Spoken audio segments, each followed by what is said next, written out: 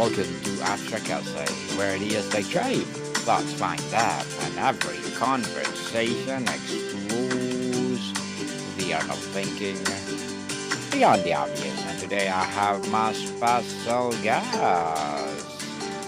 She is the creator, founder, and CEO of the Leadership Equation, no other than Miss T.I. Williams. Hey, thank you. Thanks for having me. Welcome, Miss Tia on Abstract Essay. And can you please introduce more about yourself that I miss? Sure. Again, my name is Tia A. Williams, and my background has been in tech for almost 3 decades.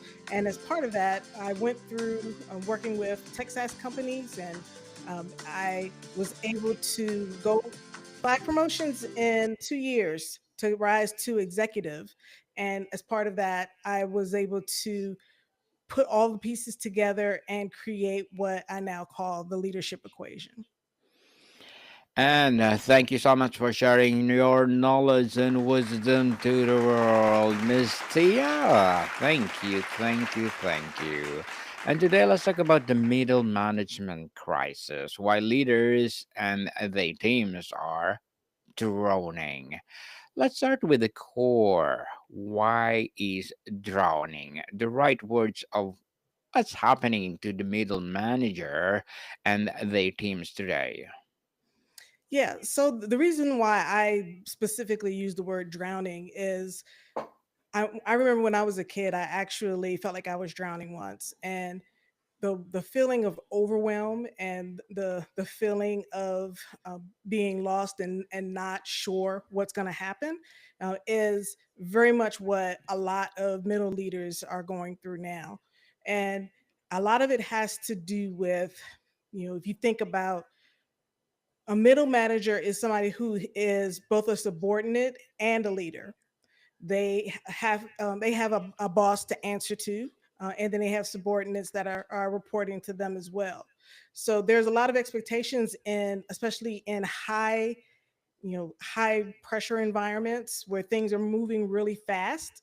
And what's happened is a lot of these middle managers are untrained. A lot of them are not getting the training that they need. And there's this snowball effect essentially that's happening. And you know some of these leaders are burning out. They're washing out, and in some cases, they're being pushed out. Right. So in the last few years that we've seen a real crisis, particularly in tech, but in other industries as well, where people are flattening their reporting structures. They're pushing out the middle managers, and in some cases, you have senior leaders who are ending up with 50 plus direct reports, and that's something that's not sustainable. Beyond the use or usual suspects, Misty, of budget cuts and restructuring, what are the one or two most surprising systemic forces creating this crisis? Yeah, so a lot of it has to do with the fact that they're not recognizing the value of middle managers. So if you really think about how we look at strategy as senior leaders, we want to see the strategic value of our middle managers. And because they haven't been trained to actually, you know, provide strategic value, they've been trained to be yes people, right? Like it's actually a what I would call a career limiting event for a middle manager to say no in one of these environments. And a lot of it has to do with, you know, we don't give them the training they need. All they know how to do is say yes to their boss. They don't know how to actually manage the workload, right? They haven't been taught the skills or the strategic skills of how to use the data to actually, you know, show what they actually have capacity for in terms of work.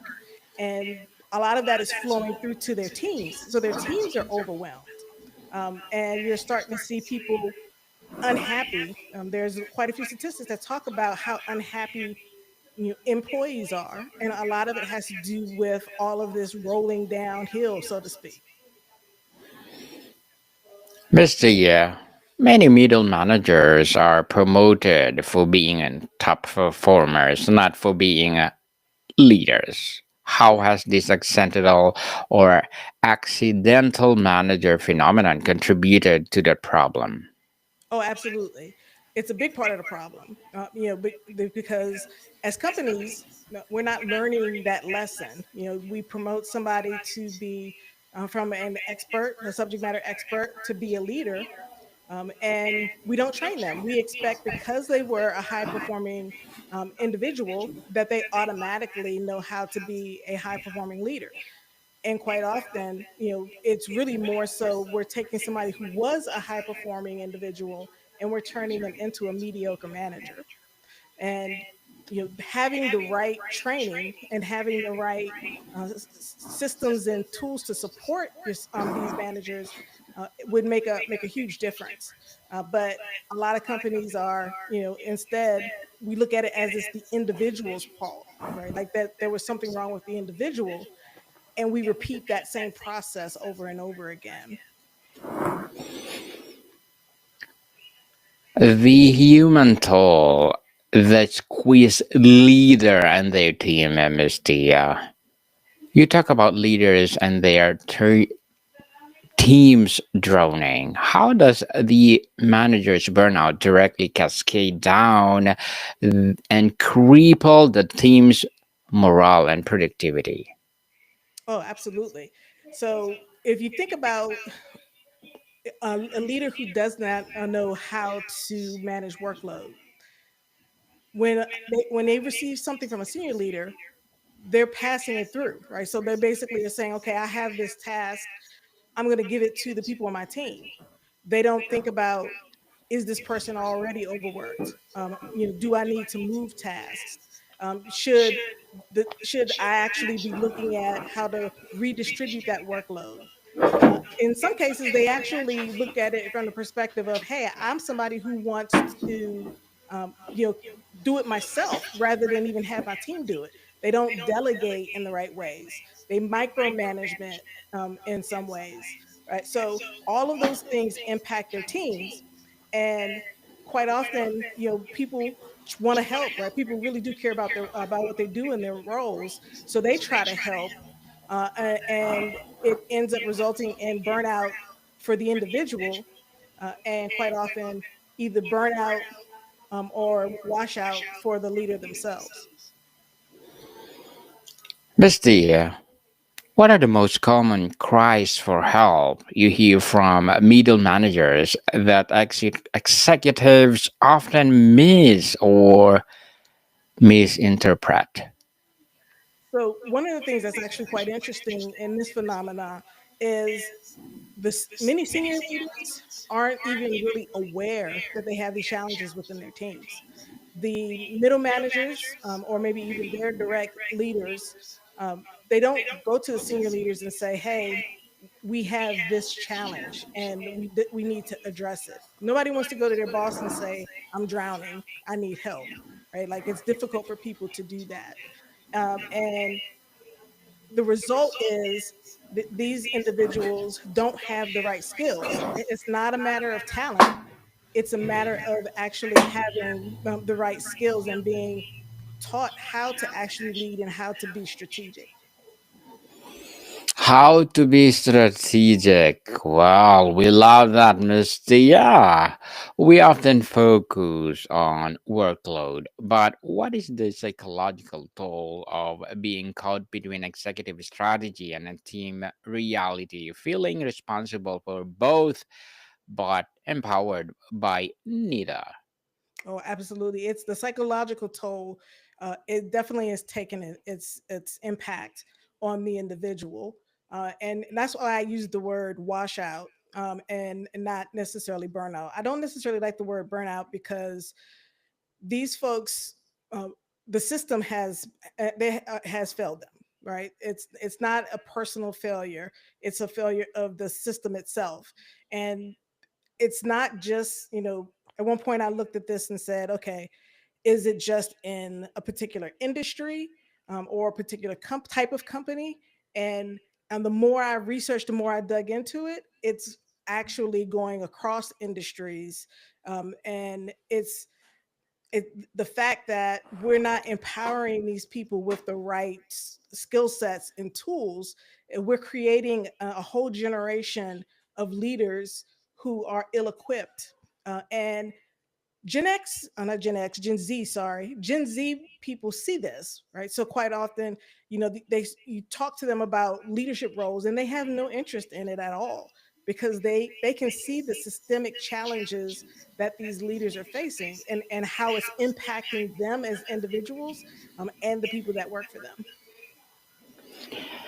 Mr. Middle management is the translator between strategy and execution.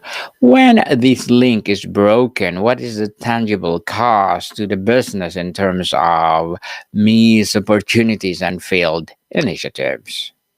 Yeah, it goes actually beyond the failed initiatives.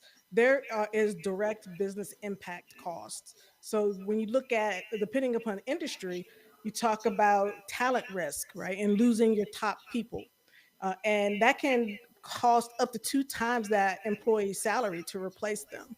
And if you look at disengagement can cost up to 34% of an employee's salary. So there are real business impact costs associated. In addition, to poor communication and you know silos being created because people are not collaborating correctly. Right. So all of these things are both qualitative and quantitative impacts to the business. In an era of a quiet quitting and disengagement, how is it in the middle manager the key to retention, Miss Tia? And how does their droning make them the primary reason people leave? Yeah, so middle managers, if you look at why people are leaving because of middle managers, is one, they don't want to be micromanaged, right? People they want to have the freedom to be able to get to do their work the way that they enjoy and the way that they feel like it should be done.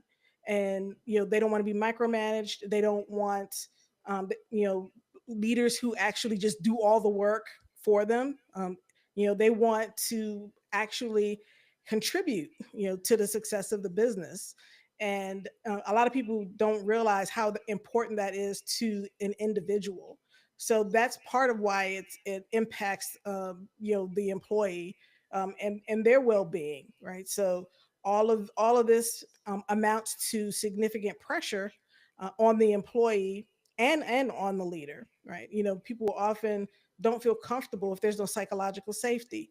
They don't feel comfortable going to their leader and expressing the challenges that they have with the way that the team is being led, or their particular interactions with that leader. And it's the same for the leader, right? If the leader doesn't have the support they need from their manager, they also are experiencing those same symptoms. And when your well-being is at risk, when you're overworked, when you have the psychological impacts, when you put all of those things together, it puts the actual person at risk. And it only takes one call from the right recruiter for that person to move on to to another place where they feel like they will actually be valued. If you could give one piece of a radical advice to a senior leader to stop this crisis, what would it be, Miss Tia? My one piece of advice would be to actually invest in your middle leaders, to pay for training for them, and not just any training, right? You really want to get training that helps them to get the skills for things like how to use data, and to build systems around them that set them up for success. A lot of training is not effective for leaders, and senior leaders think it's fluff, because it's not practical, right? It's not measurable. But that's actually one of the things that I really stress in my system, the leadership equation. And I talk about that quite a bit about, you know, don't change the person, right? You need it to actually change the environment that that person is in. So you want to train them, and you want to make sure that they have the what I call the guardrails and the guide rails that help set them up for success, and the leaders that come behind them up for success as well. So you want sustainable success with your leaders. What does reskilling middle management actually look like in a practice? Beyond budget approval and performance reviews, what are the critical skills they need to thought now? So in my system, what I talk a lot about being leading with your whole brain, and that involves what I call relational intelligence, which is a step beyond emotional intelligence. Emotional intelligence, we know, is the awareness, self-awareness of how you feel and how others feel. Relational intelligence is the action that you take on that feeling. So when you're in environments where you've got cross-functional complexity, as an example, relational intelligence helps you to be able to navigate that. And then the analytical intelligence piece, this is where your logic comes in, and your thought for using data. Integrating those two is really key to success, particularly in high growth environments. And then taking that and embedding it into actual systems that creates those guardrails that I'm talking about. So I'll give you an analogy really quickly. So my house backs to a busy street, and I have an underground invisible fence for my dogs, and it gives them the freedom to roam within the yard, and to stay safe. That's what we need to be able to provide for our leaders. They need to be able to experience and learn, right? And not necessarily always be trial by fire. They need those guardrails and safety rails, very much like that invisible fence, but still allows them the freedom to growth and grow into being the strategic leader that the company actually wants them to be. Ms. Tia, how can organizations better protect their managers from strategic whiplash? The constant shifting of priorities from the top that trickles down as chaos. Yeah, so I've lived a lot of that, and with the background that I have, and really one of the keys from my perspective is you do want to be transparent, right? The more transparent you are about the change, even if it may mean that there's going to be multiple changes, people react to that. Companies really feel that people are going to react to that and just quit, because there's this, people don't like change, which is true to a certain degree. People don't like change, but they also don't like change sprung on them, at the last minute. And a lot of what happens is, as senior leaders, sometimes we're so afraid of what's going to happen that we're not transparent with our teams. And you know be transparent as you can be, but also be transparent about the fact that this may change, right? This right now looks to be what we need to do, but we're in an environment, basically give the why. We're in this environment, and we have to adapt and pivot because our competitor is doing XYZ, right? Or whatever the reason might be. If they understand the why, people are more likely to adapt in a better way, and not necessarily feel like it's always just this whiplash where people are changing their minds and direction, and they don't know why. Ms. Tia, what is the role of a senior leader in absorbing pressure from above rather than just passing it down to their middle managers? Yeah, so as a senior leader, for me personally, that was always a high priority for me. My team's focus was always on what do we have to do to meet our actual goals and objectives? What do we have to do to meet the company's OKRs, objectives and key results, or the KPIs, right? The key performance indicators. So it's very much about allowing the team to be able to do the work, but still being transparent. So so that they know if things are going to be potentially be shifting. You plant those seeds along the way, right? You don't wait until it gets to the end and oh, by the way, I'm dropping this bomb on you, right? You plant seeds to help them know and absorb. Okay, I need to be prepared that this actually may change, but because I know why, I'm better able to deal with it. For the ambitious person considering a management role, how would you frame the value and purpose of being middle manager to make it compelling again? Yeah, the biggest thing is that we have to stop looking at middle managers as overhead. We need to look at them as essentially people who are providing an indispensable service to the company. The people that they work directly with, they're helping to train those people. They're set as future leaders potentially. They're also, a lot of times they are the go-between between the customer and the company. So it's about looking at how you actually measure what the middle managers do. How do you look at, how do you define success for them once they've been trained? Excuse me. Once they've been trained, and once once you have those metrics laid out, you know that's how you can actually see, okay, they're actually meeting their metrics, and this gives you, the strategic value that you've been looking for as a senior leader. Quite often right now it's that because they don't see tangibly how to measure what these leaders are doing, they see it as not of value, right? They see it as, oh, they're just task managers. They don't understand all of the individual things that these middle managers do that that actually keep the company running, in most instances.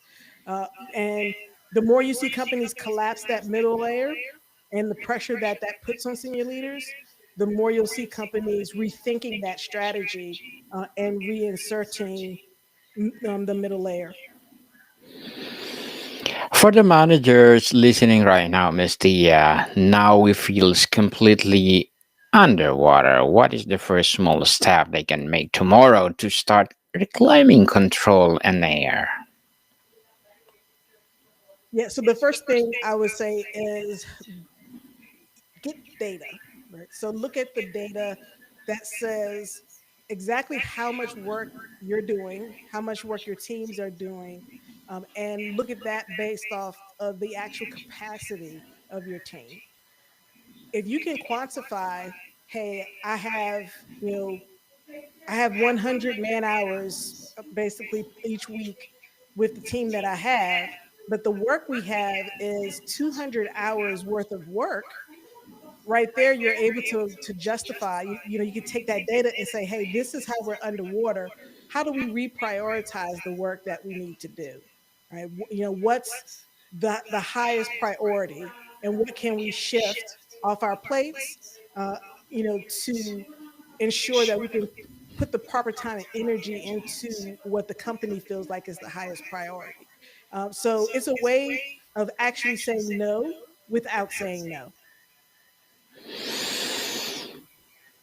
Interesting, Miss Tia. For the manager listening for what we are talking about, what would be your piece of advice for them, most especially for those first timer? Yeah, for the first time manager, I would definitely say learn to delegate, and learn to delegate in a way that you can trust. I call it trust but verify. And trust but verify basically means you work with your team to say, hey, this is when we're going to get together to talk about updates and status. And you are clear on this is when I need this task completed. So you can leave them with the autonomy to do the task, and you're also, getting the data that you need to feel comfortable and confident that the work is going to actually get done. And that's the piece that a lot of first time managers miss. Interesting, Miss Tia. Before we wrap up our discussion for today, I'm inviting you to please do listen to my other podcast, people, because my abstract essay is already in fifth season, abstract poetry in second season, and my book 101 review in fifth season too, comedy 101 in second season, and my food 101 in fifth season as well, geography 101 fourth season, and my baby podcast law 101 and Mental Health 101 Love Letters in third season, and Movie 101 Review Music 101 fourth season, and Science 101 and Sex 101 in its first season. Please listen to them wherever you listen your podcast. So, Miss Tia, ultimately, if we solve the middle management crisis, what is the potential upside? What could you truly empower? Effective layer of leadership unlock for an organization. Yeah, the biggest upside is you'll have happier, high performing teams and leaders. And the strategic value that these senior leaders are looking for, they'll see it. Indeed, Miss Tia A. Williams. Thank you so much for sharing your knowledge and wisdom to the world. So, can you please invite our listeners to support your business, your advocacy, or whatever projects that you're doing right now? Yeah, absolutely. In November, my book is coming out. It's called Born a Statistic, Built to be a Leader. And I post updates on this on my LinkedIn profile. It's my handle is Tia A Williams 2 on LinkedIn, and there's my website that you see on the screen. That's the leadershipequation.io. Yes, people, let's support Miss Tia A. Williams because if you support her, for sure, more and more empowering leadership equation to rise. So, Miss Tia, thank you so much for your time. Thanks for having me, Daniel. More to come, people. See you soon.